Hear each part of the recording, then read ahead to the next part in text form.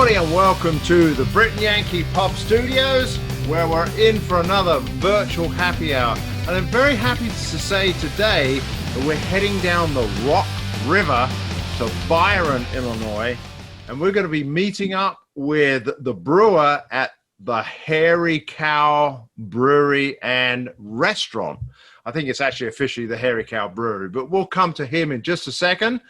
With me, I'm glad to say today, even though he has been back in his brewery brewing, but has tweaked his back again, is Mr. Ken McMullen from Hopvine Brewing. Hey, Ken, how you doing? I'm doing all right, Phil. Glad to be here. No, you're not. You're not doing all right. You're bloody hurting, aren't you? You know what?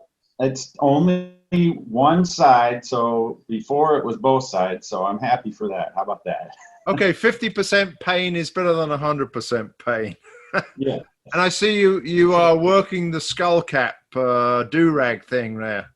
Yeah, just trying to, all of the hair looks like this, so this keeps it kind of in. I got mine coming out. Yeah, I got mine as well. I'm trying to do the little ponytail. But anyway, today I'm very happy to say that we do have a man who has very respectable hairiness. And why not? Because he is a brewer. I'm very pleased to introduce Mr. Jon Lambert, who is sitting in the brewery at the Hairy Cow Brewery in Byron, Illinois. Hello, Jon. How are you? Hey, doing great, Phil. Thanks for having me. I appreciate it. Well, thank you very much, Jon, because I know it's been a bit of an uphill climb to get you to come on our show. You've been a busy man. It's a busy time. Turns out beer and pizza is popular. Yeah. and we'll get into how you guys have survived through the lockdown and the COVID very shortly. But of course, it wouldn't be the Brit and Yankee Craft Beer Podcast / Videocast, where we are now, if we didn't have beer. And of course, we have samples of your beer here, the Hairy Cow Brewing, which has been put in cans. And I'm going to crack open the one that I want you to tell the story of. It's their cream ale, which I know not many breweries do a cream ale these days. It's getting a little bit more popular. Oh, look at that. Ken has it as well. Thank goodness we're in sync, Ken. So let's crack it open together. There we go. Beautiful. I'm going to pour this, and it's coming out a delicious color, which I think a cream ale really pays attention to, a nice pale yellow color. And if we, I've got mine in my little video down here, so you'll see a close-up. Look at that. Beautiful. Now, Ken, you do a cream ale as well, or you have done a cream ale in the past, right? Yeah, the beer I used to brew, our most popular, biggest seller down at Limestone, was a cream ale. It was Electric Park Gold, I called it. I remember it well. I've tasted this, and it has a delicious breadiness to it. I don't know if that's the cream ale profile, but I really like this beer. So, Jon, yes, tell us about the name and tell us about the beer, because Turtle Tree is quite something that you need to know about when you go down to Hairy Cow, right? Yeah, so the name, most of our beers are kind of organic. They just kind of happen. Like, we don't like to just, let's call that 3 sheets or whatever. You know, there should be a story behind it, hopefully. So, yeah, the cream ale came about. I wanted a beer that would be very approachable. I feel like, we're in the business of educating people who may be drinking very light beers and very flavorless beers.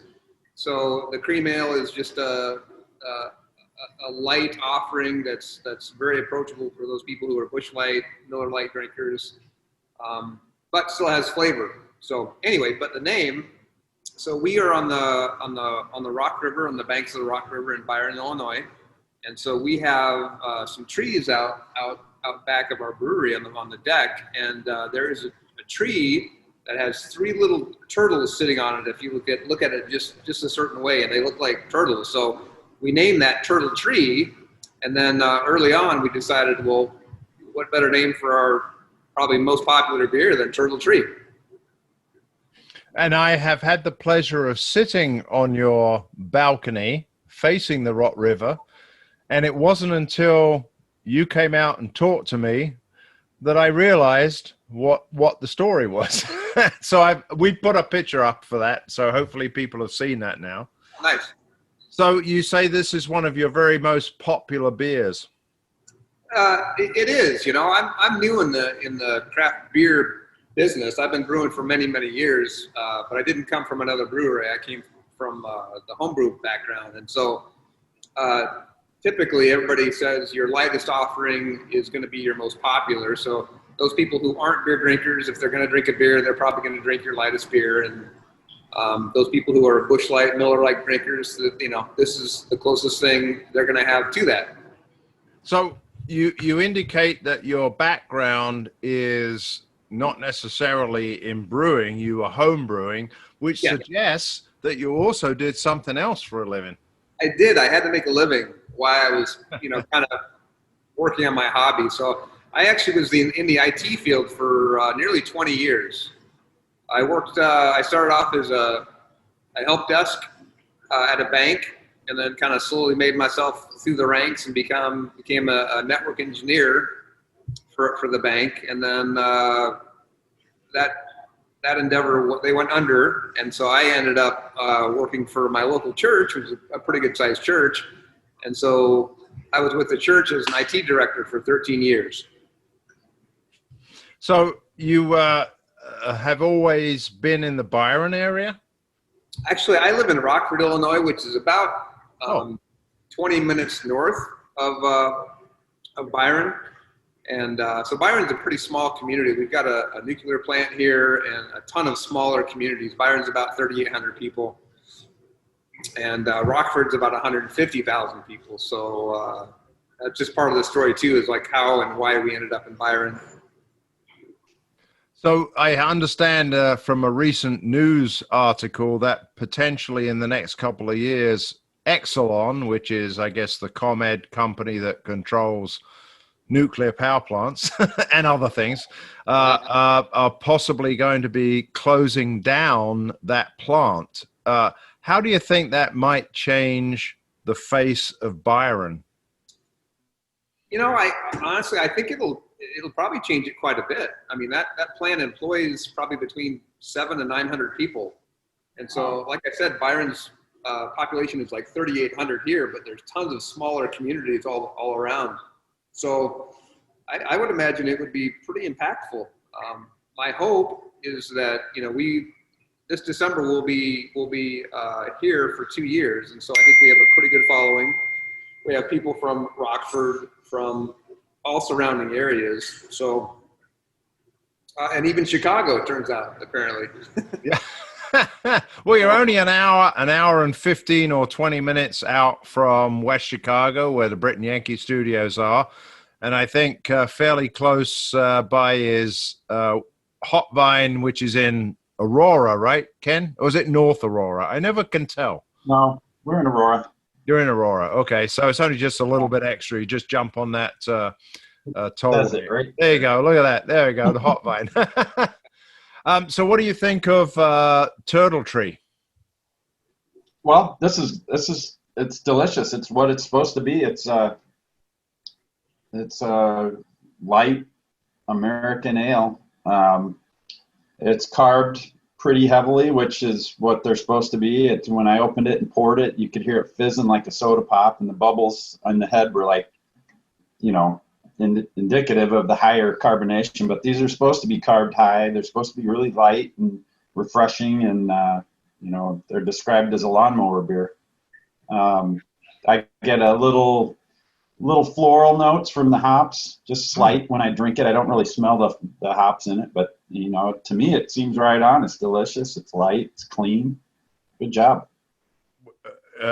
When Ken said it was a lawnmower beer, I didn't see you go, oh, you kind of went, yeah, because from my opinion, a lawnmower beer is a beer that has flavor, but you can put it down pretty quickly.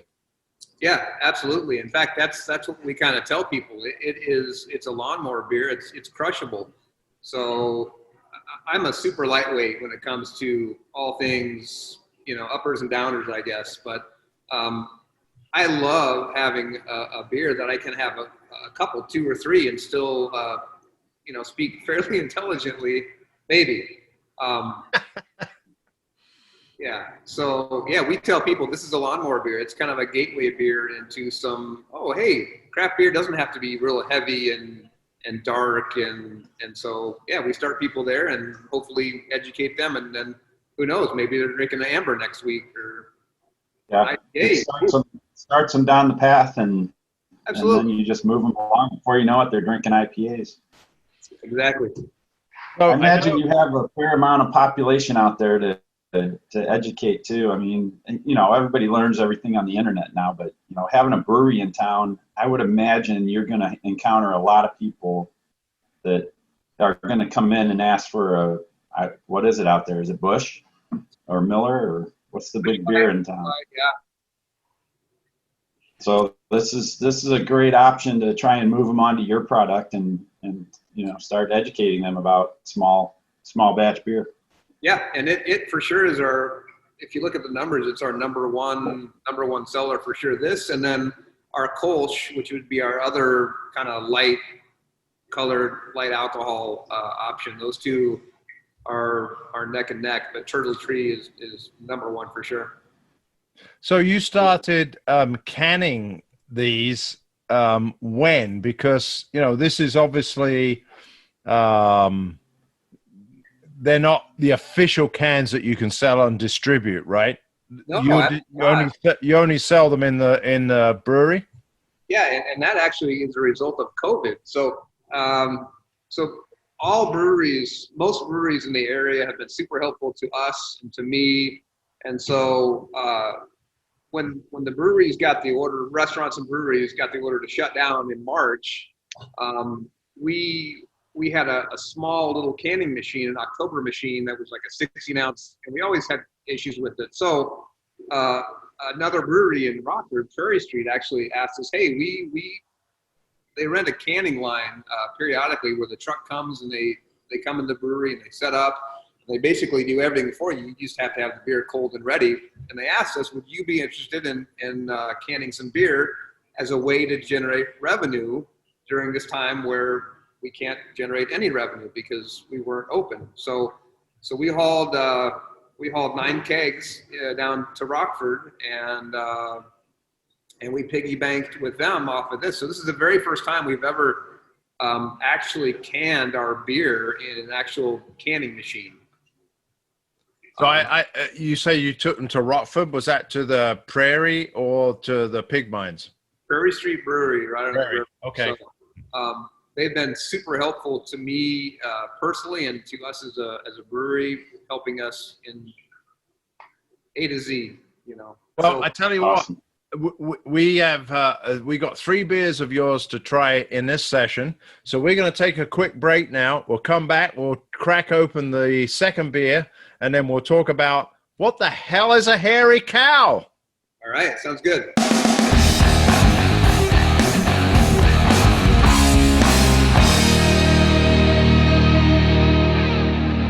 And we're back from that short break. In the meantime, we have pulled out of the fridge the next beer that we're going to try, which I think he's pulling my plonker here because he calls it Bloody Ellis. Bloody Ellis. He's thinking that, bloody hell, mate. All right. Well, it should be good for an Englishman. This is your Helles lager, right, John? Correct. Yep. Okay. So I'm going to crack this little puppy open, and we'll see what happens. So you've got one too, right, Ken? Yeah, it's carved. One, oh, he's going off camera. I was going to say, I'm going to. There we go. So tell us the story of your Bloody Ellis lager, which I know you've used. That's a kind of, you got to come up with a name, so that's good. But what have you, in terms of the brewing style? What do you got? Well, we've got a Munich Helles here, and I never was a huge lager fan. I really wasn't until I started having some lagers that were just amazing. We visited a brewery in Chicago called Dovetail, Yep. And did their tour, and as a brewer was so impressed by their facility, the open fermentations, doing the lagers the traditional way, just super, super impressed with the whole place. And so I kind of got inspired to do more lagers. And so this Unique Ellis was kind of a spring beer that I wanted to do. So that's where the idea came from. I wanted to do more lagers and make them clean and as best I can. And so, yeah, it was kind of right in the season there when we were coming into spring, and so that's how Unique Ellis. And did it sell well? Because I know there are a variety of different finishes on Helles lagers, and I've never been able to understand what the correct finish is. As I taste your beer here, I'm getting a very crisp, clean, not quite so sweet finish. Yeah, so we did the Helles like that, and then the next beer we were going to do was a Maibach, which is a bigger version of that, more malty, higher alcohol. But that Bloody Ellis, that sold really, really, really well. It's a light beer that's again, you can drink 2 or 3 of them and still function, and tons of flavor, and had a great aroma, I think. You know? Yes, I would agree. Ken, have you managed to pour yours out? I know you were going back and forth there trying to find a good glass. This can was so full and so carved. As soon as I opened it, it came out all over, and so I was cleaning up. Oh no! Yep, the foam.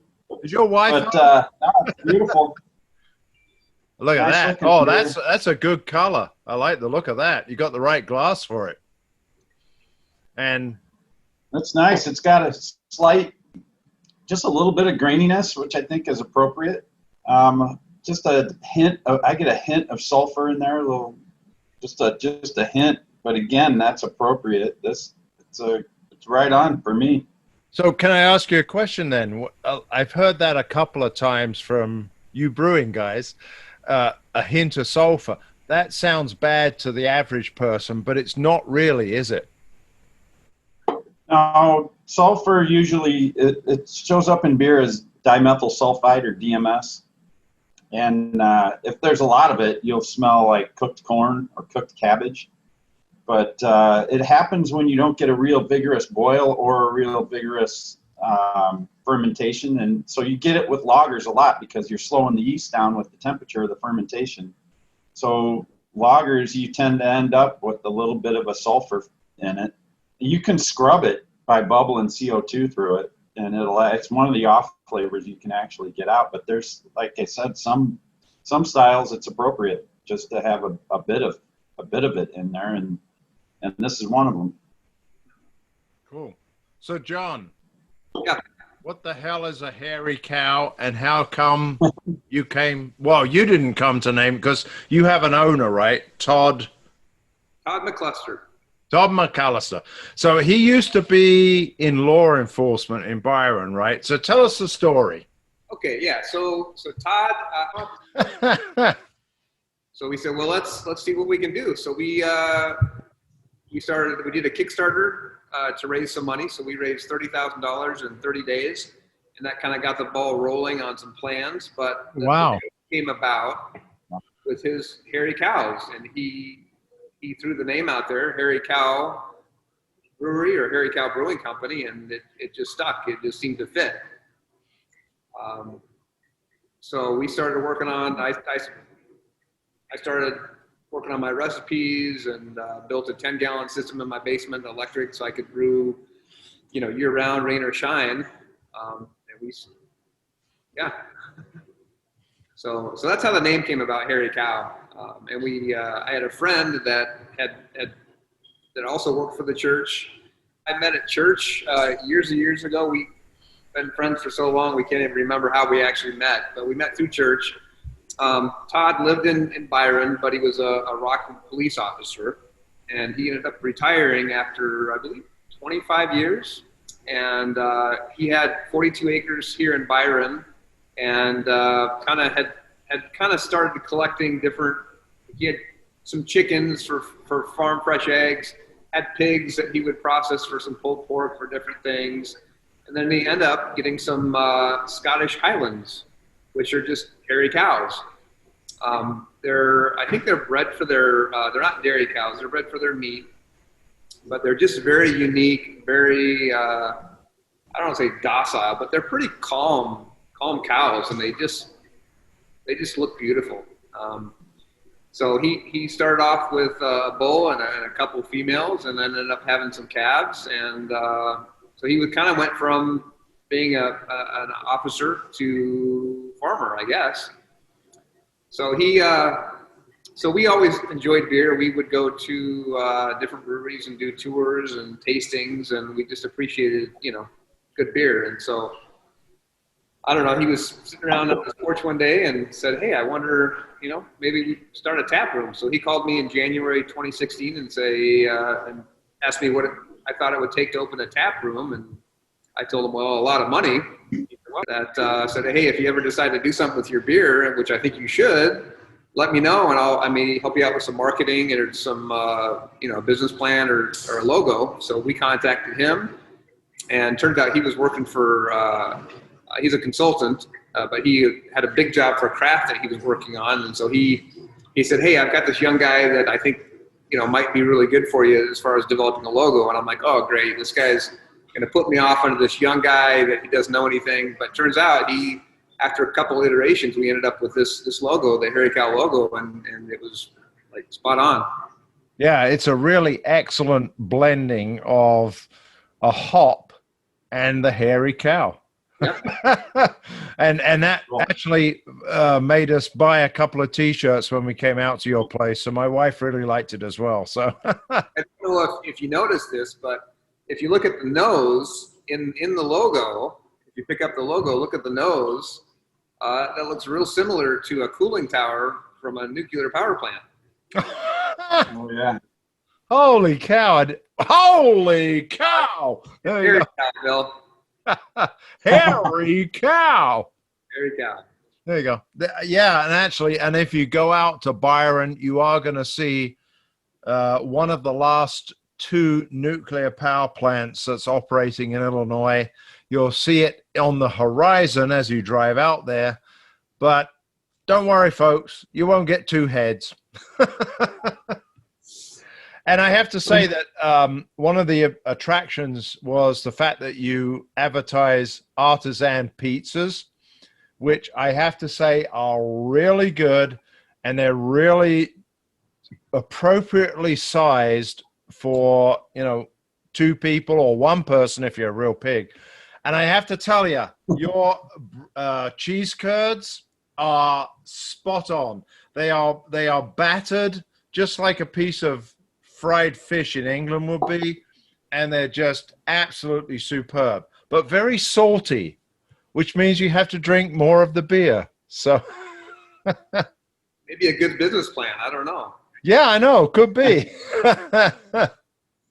Well, Jon, I got to tell you, our breweries have had a very similar start. I got into brewing as a home brewer and grew it into a career. And the people that own Hopvine, Doug and Jan Isley, I know them through church. Okay. So got a couple of church relationships that spawned breweries here in Illinois. That's pretty cool. It is pretty cool. Hey, you also mentioned your system there. You mentioned your homebrew system, and it made me. I always ask about the breweries here, so I can see it behind you. But I wonder if you could tell us about like the size, the manufacturer, and sure. Anything else about it. So this system is an 8.5 barrel system from Alpha Brewing Operations out of Lincoln, Nebraska. When you start down that path of looking at brewing equipment, there is a gazillion providers, people who do very, very high-end systems and those that are maybe not so great. So that was a daunting task, trying to select, number one, what size system you're going to go with, but like who you're going to go with, right? So long story short, we ended up with Alpha Brewing Operations because my sister, who worked at Rockford University in Rockford, knew some guy and said, hey, you should contact this guy. He makes brewing equipment. So I'm thinking this guy makes one barrel systems out of his garage. I'm really not interested, but gave him a call, and turns out great company, and they're providing brewing systems for a ton of breweries. Well, I'd like to come back and find out exactly what your approach is, your philosophy to brewing, and what you might be wanting to do in the future, because I understand that Todd really likes sours, but you don't do them yet. Well, we have since you've been here, so. Oh, okay. Well, we'll find out more about that right after this quick break.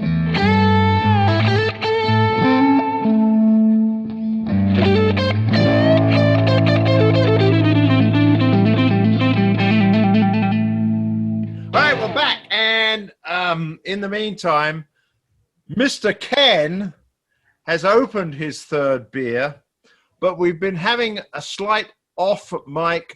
Oh, he's going to open it again. Oh, there we go. Psst. There we go. Well, luckily I've still got mine to open here, so I can actually get mine open. So this is at the other end of the spectrum from the lagers and the cream ales. This is a Russian Imperial Stout coming in at 11%, and it has a 6/6/20, so we're looking at June, date on it.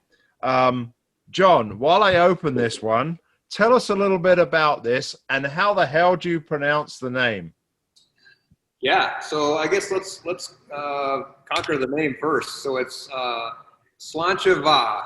So Sláinte is a Scottish greeting, not greeting, but it's like good health, or here's to your health. So we say cheers or salute or kampai or all that. So Scottish, it's like cheers. It's good health, Sláinte. The second word is MHATH. MH. Now I would say Mahath, but you said what? Like VA, so Va, Sláinte Va. Va. You know, this is the reason that the British and the Scots don't get on. Anyway, we've poured out our delicious Russian Imperial Stouts. Tell us the story of this one, because this is our heavy hitter for the evening. Yeah. And, as I say, I have it in my Big Thorn Farm Brewery snifter, which is not that close to you, but it's further down Illinois than we are. Sure. Well, I guess I probably never would have brewed a Russian Imperial Stout because I'm such a lightweight, and it's such a heavy, dark beer. Todd loves the high alcohol beers, and so he said, hey, I'd really like to have a Russian. So yeah, I went to task and trying to find a recipe and worked on it for a year or so. But yeah, this is one that like I'll have in the dead of winter to kind of, but you have 10 ounces of that, and at least for me, like I need to probably stay seated for an hour or two. That's a big one. Ken, you're very familiar with Russian Imperial Stouts because you make one, the Ukrainian crusher. This is very different to your crusher. Give us your opinion. Yeah, the crusher's a little more, a little sweeter and a little more full-bodied. This one is, it's like a medium full body. So it's fermented well. I mean, and it looks beautiful too. You can't really see through it, but at the corners you can see the dark. It's pretty clear. What I get most out of this is bitterness, but not like hop bitterness. It's like baker's chocolate, which is coming from the malt. I would say that's my lingering finish on this. And when was this beer brewed? This like in May? So, gosh, so that version, the can was dated what, 6/20? You said? 6/6. Yes. 6/6. Oh, wrong can. Hang on. 6/6. 6/6. So that was brewed in August of 2019. Oh, really? Wow. So it's already got over a year on it. Yeah, I think so. I think so. I try to give this beer about 3 months before we start serving it. So it's a pain in the ass beer to brew, to be honest. I mean, it's such a huge grain bill, and then your net volume is very little. And what we've started doing too is I might end up with maybe 5 barrels in a fermenter, and then I'll move that over to a serving tank. That's where we carbonate. But even before we move it over, we've been getting some whiskey barrels from a local distillery called Whiskey Acres. Yeah. Okay. So we've been getting 25-gallon barrels from them. So what I've been doing is filling 2 25-gallon barrels, and then letting that beer sit in the barrels for a period of time, and then whatever's left in the fermenter, move that to a serving tank, carbonate it, keg that off right away, and then just put it away and let it sit in the keg for hopefully a month or two, because I like to let it sit for 3 months from the day I brew it, minimum, before we start serving. So I would say that in comparison, and I hate to compare beers, but hey, that's what we're here for. This is a very sippable, I wouldn't say pintable, but it's a very sippable Russian Imperial Stout. Now, what you said about the bittersweet chocolate, that is spot on. This is absolutely a deliciously smooth, bittersweet chocolate Russian Imperial Stout. I think it's easier drinking than most Russian Imperial Stouts because it is fermented well and got a little bit lighter body than a lot of what you see out there. And you didn't put lactose in it. No lactose. No. So we've hit the lactose thing. So a couple of questions. Number one, are you doing any lactose hazy IPAs? And number two, are you doing a barrel program with beers similar to this? So first question, no, but I would do a lactose hazy IPA. I've not really gotten on the bandwagon of doing hazy IPAs. We have a couple IPAs, and they are, for the most part, hazy, I would say, but we don't filter here. I do some clarifying a little bit, but I would entertain the thought of doing a hazy IPA with some lactose. My current favorite beer right now is by Southern Tier. They have a milkshake IPA that has lactose in it, and it's just so smooth. And yeah, so that was the first question. What was the second? What about your barrel program? Gotcha. So I had never barrel aged anything in my life. When I was starting this recipe with the Russian, I got some medium oak wood cubes, I think from Amazon, and I did an oaked version of it there, and that was pretty good. But we developed a relationship with that local distillery, like I said, Whiskey Acres, and got a couple barrels from them, and we started putting the beer in the barrels, and that was the start of our barrel program, which I knew nothing about, and still know very little about. But I'm learning. The first version of our barrel Russian, we had in the barrel for 3 months, and so it had that. We got that big oak, woody, bourbon character, but it wasn't real smooth. People seem to love it, but it just wasn't real smooth. And so the next batch we did, I just kegged off that, and this is probably thanks to COVID too. That version of Russian Imperial Stout was 11.7%, and that sat in the barrels for about 9 months. And so the result was just a much smoother beer. I think the wood tannins kind of had a chance to mellow out, and you got just a smoother beer. So actually, I've got that in kegs that I kegged off last Friday, and I've been forced carbonating it for a week now. So it's not quite ready. It's not quite carbonated yet, but I would say by next weekend, we might be serving that Russian. And then that's an interesting too. So that beer is going to be called Slancha More. Easier to pronounce. Maybe, yeah. So Sláinte Five is our Russian Imperial Stout, the base beer, and Sláinte More is the bourbon barrel-aged version of that beer. Will you Awesome. be canning or bottling that? We will possibly can that in our 32-ounce crowlers, but because we don't distribute right now, if we do fill the 32-ounce crowlers that we have, that would be at retail, like you were sitting in the pub. So we're that beer is getting about $1 an ounce for that beer. So possibly we won't be filling 16-ounce cans like what you have in front of you probably for a little while again, just because we're open again. We're not set up to brew in volumes and can 16-ounce beers. So you have also mentioned sours that you were headed into because Todd likes sours. And he never used to. He just he developed a taste for the sours at some point. And my wife loves them, but I never had really. I can appreciate what they are. I just didn't develop a taste for them. But he'd been bugging me for probably 6 months, or maybe even a little better, to a sour.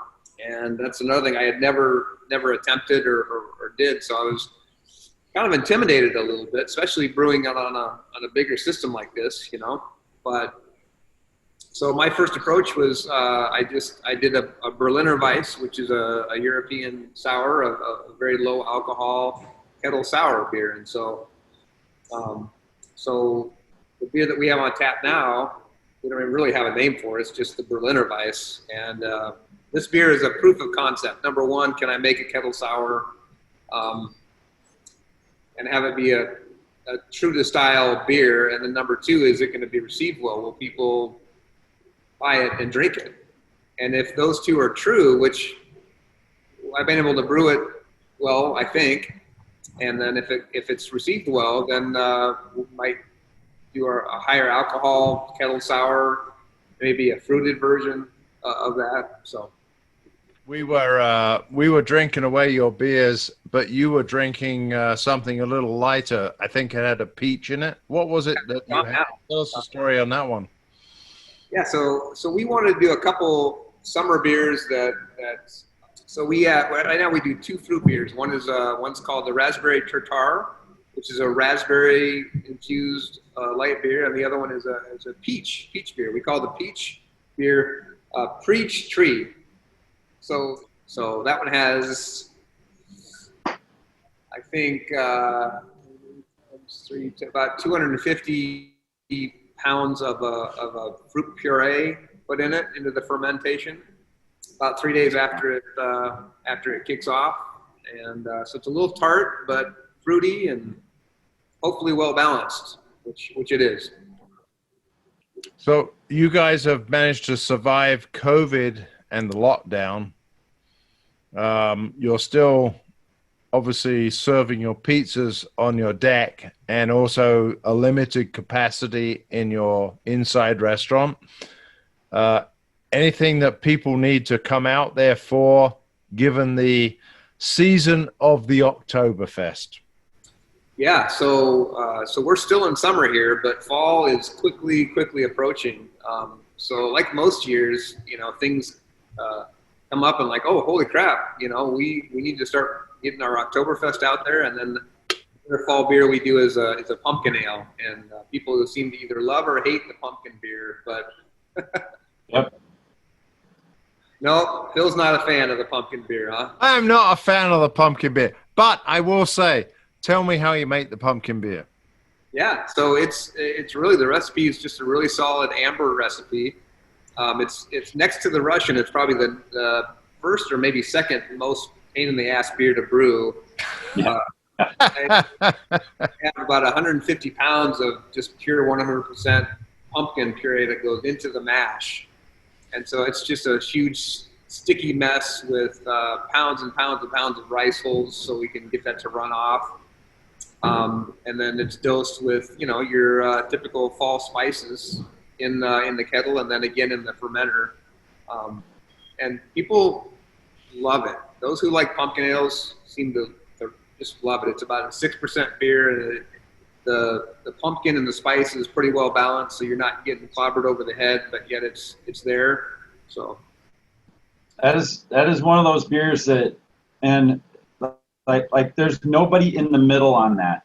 no, They either love them or they absolutely hate them and think you're a bad brewer because you decided to I make a smoked pumpkin porter, and it's a bitch to make, and it's like there's so much extra work in doing it. And then the people that hate pumpkin in beer come out and say, you're a hack brewer because you put pumpkin in a beer. No, I like your pumpkin beer because you don't put too many spices in it, and you smoke the pumpkin. Last year, Phil, I made a pilot batch of a pumpkin spice latte beer and sold it out in like a week. Okay. So. Okay. I don't know. When you're in business, back here at the pub, we're very traditional. Okay, so Jon, thank you so much for joining us today. I really appreciate it. Sorry that Todd couldn't be there, but you know what? You know, they got he's got cows to attend to. exactly. Yeah. They got to be doing a lot of crap out there. He's got to be cleaning out the crap from the cows, you know.